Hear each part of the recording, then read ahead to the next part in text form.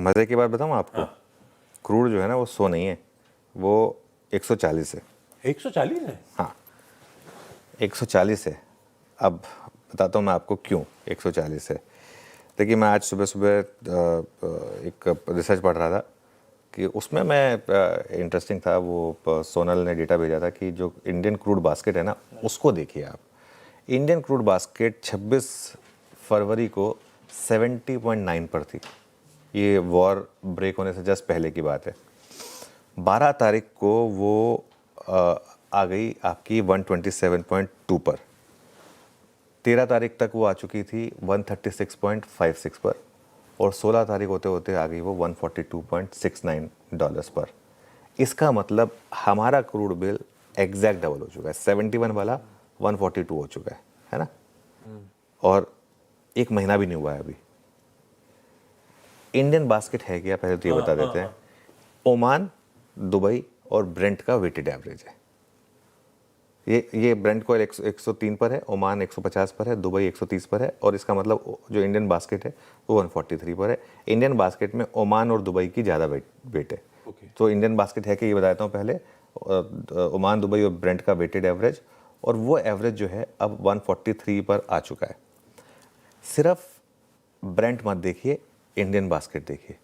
Normally Brent और Indian basket same होती हैं, क्योंकि नॉर्मली ये सारे प्राइसेस सेम होते हैं। दुबई और ओमान की जो कीमतें हैं वो आपको असली स्थिति बता रही हैं। यूएस का जो क्रूड है, WTI क्रूड, वो यूएस का होता है। ब्रेंट क्रूड जो होता है वो ज़्यादातर आपको लंदन और यूरोप के जो मामले हैं वो बता रहा होता है। इंडियन बास्केट बढ़ने का कारण जो है वो है स्ट्रेट ऑफ हॉर्मुज की दिक्कत। जो हम स्ट्रेट ऑफ हॉर्मुज, क्योंकि हमारा पूरा ऑयल जो है ना वो वहाँ से आता है। अब आता हूँ इसके इम्पैक्ट पर। 143 डॉलर पर क्रूड है, इसका भारत पर क्या इम्पैक्ट है? ये वाली तिमाही, क्योंकि फरवरी से बढ़ना शुरू हुआ है तो मार्च पूरा, और हु नोज कि मार्च के बाद ये अप्रैल मई जून में भी रखेगा या नहीं रखेगा। कंपनियों के नंबर्स पर एक बड़ा इम्पैक्ट आने वाला है, क्वार्टरली परफॉर्मेंस पर कंपनियों के। और ये सब तब हो रहा है जब आपके अर्निंग्स थोड़े से बेटर हो रहे थे, उस समय पर ये हुआ है। पिछला क्वार्टर अच्छा था हमारा, अच्छा था, डिसेंट था, डाउनग्रेड्स खत्म हो रहे थे, डाउनग्रेड्स खत्म हो रहे थे, उस समय पे ये आ रहा है। और इसके लिए इस वॉर का जो है ना थोड़ा सा प्रोट्रैक्टेड इम्पैक्ट होगा। सिर्फ ये 10-12 दिन का नहीं, इसके बाद की अर्निंग्स पे भी क्योंकि इसका इम्पैक्ट है।